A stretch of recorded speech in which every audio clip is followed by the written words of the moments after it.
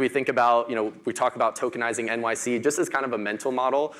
We use the number 50 trillion, and maybe we can also talk after this and argue if 50 trillion was too big or too small. But that's what I think the numbers we have is 0.036% is what we have tokenized on chain today versus just New York, right? So the TAM, the opportunity size is huge. We're still very early in that regard.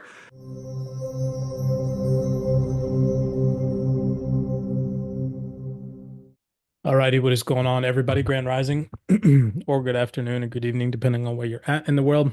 This is just going to be another addition to breaking down some of the projects that I'm personally investing in moving forward. Just more additions to my portfolio via other assets outside of the normal utility stack that I firmly believe provide real world value and utility and are partnering with the right organizations, showing stability and well-built infrastructure in this space. And nobody's talking about these projects, at least from what I've seen. The mainstream utility crowd generally tends to gravitate towards HBAR, XLM, XRP. And I hold all those assets in my portfolio, so I'm looking to expand my portfolio, looking at some other utility assets. The other day we talked about Red and ENA, Athena. In today's video breakdown, we're going to talk about Wormhole specifically. I'm going to go down a little bit of a rabbit hole. I've had over 50 tabs open, and I thought that these were the predominant ones to kind of show you guys, to kind of introduce it to you and break it down as to why I'm adding it to my portfolio. The rabbit hole goes so much deeper. So as always, when you get off calls like this, don't just go and be like, oh, Cypress is adding it to his portfolio, so I'm going to go add it to mine. Go do the research. There's resources in the CYPRX research channel for you to occupy yourself with. There's videos, there's panel discussions. I'm going to put you onto their Twitter, their website, and some panel discussions as of most recent times that you can tap into. But just go do your research, before you invest in anything, and get your own bias, generate your own consensus. Even if you gravitate towards some of the things that I say, just continue to do a little bit more digging just to confirm your analysis links up with mine, right? So I'm actually going to see if we can connect with Kev, because he seems to know a lot more about SEI than myself right now, especially when it comes to staking. But each of these assets can be utilized in a DeFi type of way. So I believe Wormhole has some upgraded staking features that are coming in the first half of 2025. That's on their roadmap on their websites. So you'll notice assets that I'm trying to add to my portfolio moving forward are not only operating in the DeFi space where I can utilize them for passive income generation, but also have a utility aspect to them as well outside of just DeFi. But so anyway, starting off here, Kev just actually shared this in the chat. Definitely recommend you go and watch this. If you guys want a little tiny tip, put these videos on 1.25150 speed right here in the settings, and you can get through a 30 minute long clip in 10-15 minutes, right? That's how I watch so many videos. I'll put a video on and just pay attention to key vocabulary, key phrases. Then the Wormhole YouTube, they just dropped a freaking buttload of video breakdowns from this most recent tokenized New York City event that just took place with Securitize, Wormhole, and Athena as sponsors.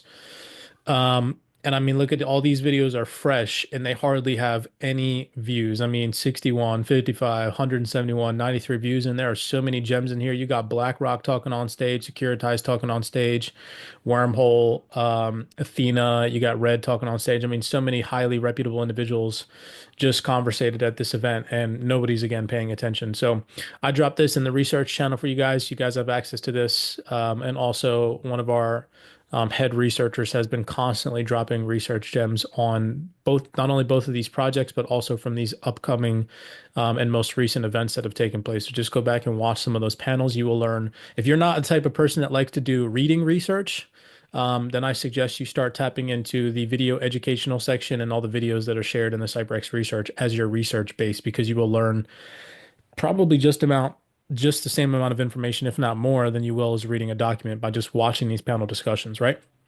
So I tip you off on that. Here's their website right here. We'll get into this a little bit later, but I just wanted to show you guys. It is wormhole.com, build multi-chain. Then they got a whole bunch of sponsors underneath of here, people that they're partnered with. The website's very well built, in my personal opinion, very transparent. You can find all the documents. You can find out who's on the team. Every single team member has a LinkedIn profile with valid credentials and history. All of their social medias are up and running and have healthy engagement, healthy followers. Their Discord is operational. I've joined it and then unjoined it just to see if it was working. Telegram, same thing. I'll tend to join these people's Telegrams just to see if they're active, if they've recently communicated, and if they do, then I'll just, check that off my list of things to look for and I'll unjoin. I don't really like to be in a whole bunch of people's Telegrams, but I just definitely check that to make sure that it's operational and they're not just promoting it for no reason. All their documentation, like I said, links, you can literally find anything, their security, who their partners are, um, different news outlets that have covered them in the past. I mean, it's just a storehouse, a wealth of information just straight up on their website. They have all their different products, their ecosystem developers, what they do for institutional clients, different platforms, so on and so forth. So click around, lots of links. I mean, just straight off their website. They also have a Twitter profile. Right here, you can see their handle is at Wormhole, 373,000 followers, and you could literally just scroll down their Twitter feed and find out a whole bunch of information as well.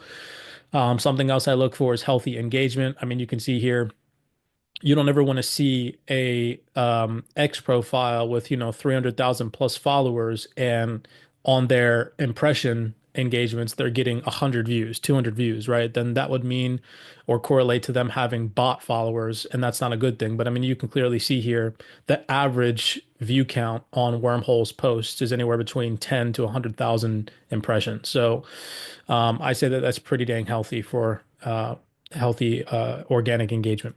Moving on. So those are kind of just like surface level things that I check for. I just look to join the groups that they have, make sure that they're operational, make sure they have a social media presence, make sure their CEOs, their co-founders, their developers are all sitting in on panel discussions, talking about the project. And I like to have a recent perspective. So within the last 6 months, I like to see them on panel discussions, and I like to see them engaging in the community, or in open forums. And when you can find that, then it means that they're transparent. They're not trying to hide their faces, their identity, and you can actually find out who's behind the project. So that's why I kind of started this route, just to show you guys some surface level stuff you can embark on. So introduction to Wormhole. Let's thoroughly read through this. This is, again, just documentation on their website, and it's going to kind of take us down the rabbit hole today.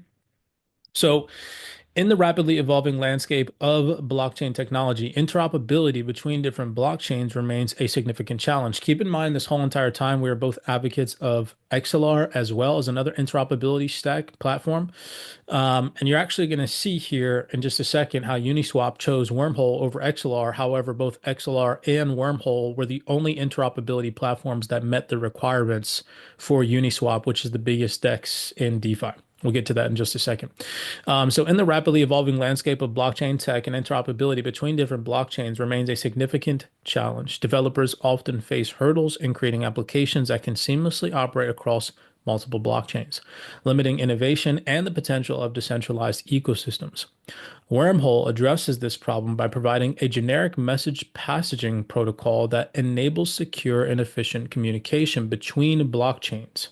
By allowing data and asset transfers across various blockchain networks, Wormhole breaks down these walls that traditionally separate these ecosystems. Keep in mind that Wormhole itself is not a blockchain, which we'll get to in just a second, which I also thought is interesting as well, considering other assets that we involve ourselves with, like HBAR and Hedera Hashgraph is not a blockchain, it's a hashgraph, right? And so this kind of just takes things out of the normal understanding. People might misunderstand and think Wormhole's a blockchain when it's not. Again, we'll get to that. Wormhole is distinguished by its focus on robust security, scalability, and transparency. The protocol is supported by a decentralized network of validators that ensure the integrity of every cross-chain transaction, which we'll get into also. This combined with Wormhole's proven performance in real-world applications gives developers a dependable platform to create and scale multi-chain applications confidently. So Wormhole allows developers to leverage the strengths of multiple blockchain ecosystems without being confined to one. So what problem does Wormhole solve? Interoperability is a critical challenge in the rapidly evolving blockchain landscape. Individual blockchains are often isolated, limiting the potential for integrated applications operating across multiple ecosystems. Critical problems Wormhole addresses include blockchain isolation, cross-chain complexity, security, and decentralization. What does Wormhole offer? Wormhole provides a suite of tools and protocols that support a wide range of use cases: cross-chain messaging, asset transfers, and developer tools. What isn't Wormhole? Wormhole is not a blockchain. It acts as a communication layer that connects different blockchains, enabling them to interact without being a blockchain itself. Wormhole is not a token bridge. While it facilitates token transfers, Wormhole also supports a wide range of cross-chain applications, making it much more versatile than a typical bridge. Then it continues to go on with the use cases of Wormhole, cross-chain exchange, cross-chain governance, cross-chain game. Then it has some more clickable links where you can go and explore. You can look at some demos that have taken place, so on and so forth. Again, like I said, very transparent information. They have websites that you can click on, scale through, and just kind of inform yourself on what is going on here. But this in a nutshell, I just wanted to surface level scratch some information so that way everybody is aware of what Wormhole even is. All right. So taking a look at their website, scrolling up and starting at the top. Okay, just some interesting highlights. The complete platform for on-chain finance. Why global institutions are choosing Wormhole.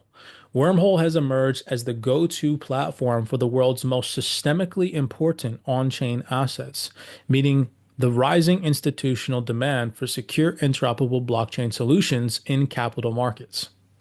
It talks about how Wormhole has these separate features, scaled with time, tested tools, operating since early 2021. So I highlighted that because it shows that they have some skin in the game. They've experienced a bear market cycle and they've survived it, right? So they were around prior to 2022 and they're still partnering, they're still networking, they're still developing and building out infrastructure behind the scenes. That to me just shows maturation and longevity in this project. You want a credible platform. So Wormhole in particular, we work with AMD, Google Cloud, Circle, and then also a lot of the blue chip DeFi protocols like Uniswap, like Lido, and MakerDAO. And then lastly, yeah, proven technology. Someone that's a technology that's done this, that's moving assets today and isn't promising, about moving assets in the future. Wormhole was the first ever generic messaging protocol for blockchains and has strengthened and expanded over time. Then here it says Wormhole is the most decentralized cross-chain messaging protocol operated by a decentralized set of 19 validators called guardians. And so I wanted to know a little bit more about that. So I will pause right there and go down that rabbit hole first.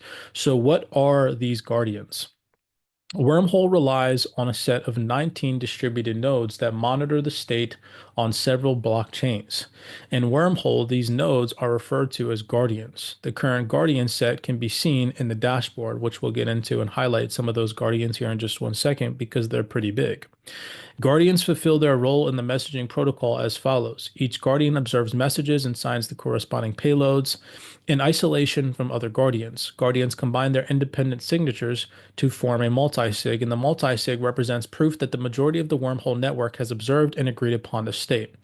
So this is just talking about the Guardian network, what it is and what it does. Again, on your own time, just dive a little bit deeper into that. But I was just highlighting one of the things that they talk about here so you understand it a little bit better.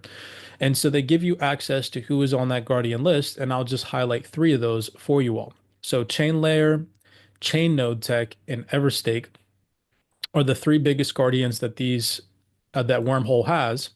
And so if we come over here, you can see Chain Layer. Chain Layer operates with some of the most successful proof of stake networks in the world, and they maintain the highest possible validation standards to achieve healthy consensus, fast, secure, and accurate Oracle data. And then we have this one right here. This one was pretty interesting.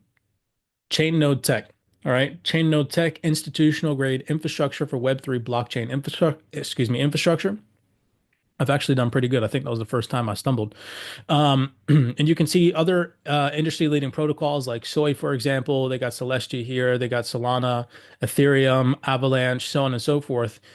Certic as well, Wormhole Network. And then what I find interesting, this is kind of just off topic, but it says here Exocore Network is in development. And we know Exocore Network is being built out on the XRPL right now to allow XRP native staking. Right. And so it says coming soon. I just thought that that was interesting, kind of off topic, but something I stumbled upon. I'll dig a little bit deeper maybe later. But it says we have deep roots in the blockchain space, and this organization has been actively involved since 2014. Right. And they're a node validator on the Guardian Council for Wormhole. And so, again, this just to me shows longevity in the sense of time. In this space and what this project is working on. So they're partnering with people, Chain Node Tech, that's been around since 2014, literally almost since the beginning of crypto. I don't think that Chain Node Tech would put their reputation on the line if they didn't know who they were partnering with, kind of thing I'm putting together here, right? Moving on, another one of their guardians is Everstake. Now, I've covered Everstake in a previous video breakdown because Exodus Wallet is obviously, of course, in collaboration with Everstake, and they have kind of like an integration with Exodus Wallet and how you can stake XLR. And one of their node validators is Everstake, right? Well, same thing with Wormhole. Everstake, obviously, of course, provides institutional staking solutions. They have some of the best AAA rating security solutions, and they're also a part of the Secure Staking Alliance as well. And you can see here, Everstake is mentioned right there as one of the guardians on Wormhole. So I think that those are the only guardians that I really paid attention to, which was the top three. I mean, you can obviously, of course, click around and find more info on the other ones, but here is that guardians list, and they make that publicly available on their website for you to click around and do research on by clicking on this dashboard right here. Back to the homepage, another highlight.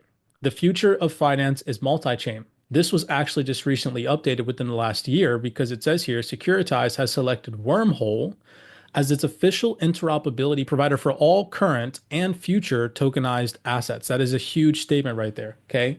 Why is that such a huge statement that Securitize has selected Wormhole as its official interoperability provider for all current and future tokenized assets? Because if you go over to the Securitize website, right, where they talk about what is tokenization and where they think this is all going, okay, it says here, right there on their website, by 2030, illiquid tokenized assets have been estimated to reach $16.1 trillion to compose 10% of global GDP. With these predictions, it's no surprise that tokenization is expected to continue to gain momentum and adoption in the traditionally outdated world of finance for investors. This also means a much wider set of opportunities to pursue. I wanted to see if anyone in the crowd has a guess as far as the dollar value of all tokenized assets located here in New York City. Any guesses? Okay, so by our estimates, it's roughly 50 trillion, and this includes real estate, stocks and bonds, public infrastructure, equities, and what have you. A lot of value, obviously. So we're very much so in the camp similar to Tom coming on here and telling you everything's up and to the right. As you can see with this graph, this is effectively assets being issued, or RWAs, or tokenized on chain. We think everything will be tokenized, or will start to move in that direction. In 2024, the market cap of assets, of tokenized assets, was up 32%. As we think about, we talk about tokenizing NYC just as kind of a mental model. We use the number 50 trillion, and maybe we can also talk after this and argue if 50 trillion was too big or too small. But that's what I think the numbers we have is 0.036% is what we have tokenized on chain today versus just New York. Right, so the TAM, the opportunity size, is huge. We're still very early in that regard. And right now, I believe, if I'm not mistaken, Securitize only has $5 billion worth of, $2 billion worth of tokenized assets on chain. I thought it was 5 billion. But yeah, right there on their website, right? So you can see how early we are. They're projecting directly on their website $16 trillion in tokenized assets in the next 5 years, people, right? And they only have 2 billion on chain right now. That's huge. And they're, like they say on their website, choosing Wormhole for all current and future tokenized assets. So again, just, more future potential to look forward towards, not underestimating the potential of this space long term, and just having a long-term perspective in mind when investing in these projects that are literally right before our very eyes, building out the infrastructure for this new financial system. All right, moving on.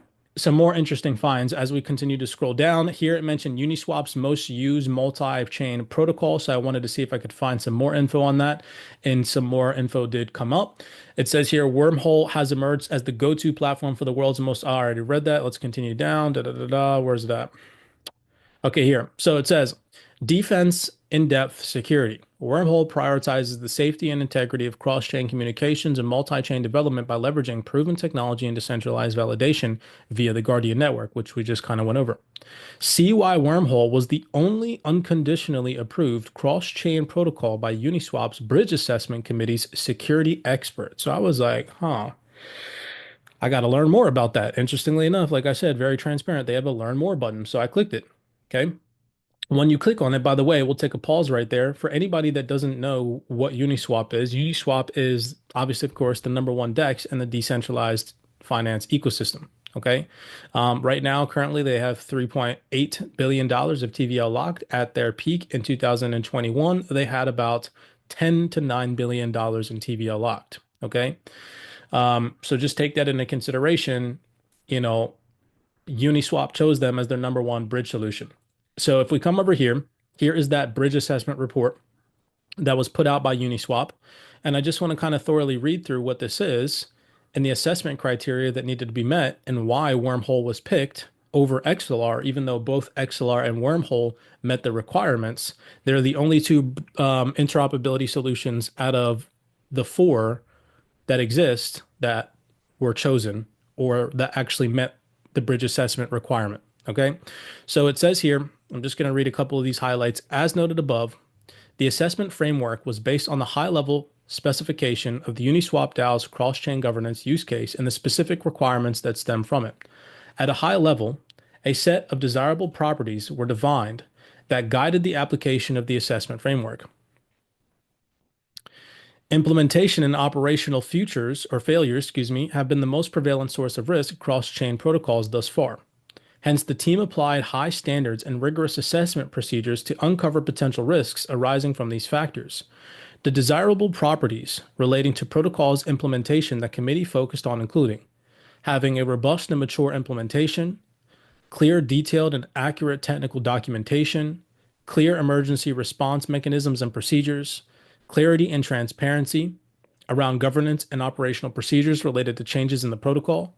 Admin privileges, including contract upgrades, should be adequately distributed with clearly specified trust assumptions and transparent, accountable, and enforceable governance procedures. Publicly auditable of the operation of key protocol infrastructure, as well as monitoring and alerting around core invariants and anomalous behaviors. And so these assessment processes, each interoperable platform was assessed by Uniswap to determine which one they were going to pick. So it says here, through an in-depth research from the committee in cooperation from the various bridging teams, the committee has concluded that two bridges, XLR and Wormhole, showed sufficient promise to be used by the Uniswap DAO in cross-chain governance. Wormhole is subject to the ongoing monitor for changes that impact its core security model. XLR was approved conditionally, pending an imminent move away from multi-sig governance that will not impact its core security model, which it already did, right? You can see that these assessments took place back in 2021 and 2022. And again, as I mentioned, Wormhole and XLR were the only two that passed this analysis. Underneath of that, you had layer 0, which is why I asked you guys yesterday, is anybody involved in layer 0? After I read this. Seller, dbridge, and multi-chain. So out of the 1, 2, 3, 4, 5, 6 interoperability solutions, as of time of this report had been written, that got analyzed, Uniswap chose Wormhole because of its features and because of its robustness. Second to that was XLR. However, they both were the only ones that satisfied the requirements that were met above. These ones did not. Layer 0 did not, Seller did not, dbridge did not, multi-chain did not. And here in these paragraphs, it specifically talks about why and what things, what requirements they met. So I'll just read that real fast. On the sake of Wormhole, it says, the analysis of Wormhole was concluded that in its current state, it satisfies the requirements of the Uniswap DAO's cross-chain governance use case as outlined in the assessment framework above. The set of validators includes many reputable entities, which I just went over, and both a number of validators and security thresholds are set at satisfactory levels. Additionally, the implementation of the protocol and its operational practices appear to have been well considered, with significant improvements made to their DevSecOps practices and incident response procedures since the exploit incident in February 2022. However, the committee has identified some areas of improvement and recommend periodic monitoring for any material changes that may affect the protocol security profile. For XLR, it talks about the analysis of XLR, it talks about an upgrade that they needed to commit to. But regardless, right, it just shows, interestingly enough, that the projects that we're searching up here at CYPRX, are the ones that are meeting these types of requirements of robustness, and that we're actually doing the due diligence to put the time and the elbow grease in to at least make a valid point behind our investments. We're not just here like, oh yeah, I think it's going to go higher. We're actually putting fundamentals behind our investment thesis. So outside of that, that's really all that I had for you guys today, just to kind of pick apart Wormhole a little bit. Like I mentioned, staking for governance is now live. This was back from June 6, 2024. One thing that I did see, let's see if I can find it again. Oh, here it is right here, the roadmap. So right here, it says Q1 plus 2025. So that's this year sometime. It says additional Wormhole staking and network operation use cases go live. So I don't know if this means that their staking solutions are going to get better, their options are going to get better, or what that means, or if it's available right now, or if it's not. Like I said, I just need to look a little bit more in detail because up here it says, Wormhole staking goes live on the EVM. So maybe as a community as a whole, we can find some valid platforms that allow this, or some wallets, or whatever the case may be, for us to be able to do this and stake our Wormhole and actually earn rewards and provide security to the network. But definitely paying attention to this moving forward with additional staking and network operation use cases, and the potential for them to go live sometime this year. I'll be paying attention to any of these developments. So that's all I have for you guys for Wormhole. Just in a nutshell, some of the reasons why I'm adding it to my portfolio. Just doing some research, tallying on why it is that I'm adding certain things to my portfolio, and trying to just be transparent with you guys. Hopefully you guys enjoyed. Like I said, there were so many more tabs to go over today. I literally had a whole nother complex of tabs just going over their partnerships and things that they've accomplished over the past year and what they've been used for. Some proof of concepts that they've been involved in. But again, on your own time, do that research because it's huge. And again, I'm just here trying to make sense of it all and piece things together that I think are going to perform well over the next, 5 to 10 years, situating ourselves on the right side of history. All right. So blessings to you guys. That's all I got. I'll leave the floor open, stop the recording for any questions you may have. But just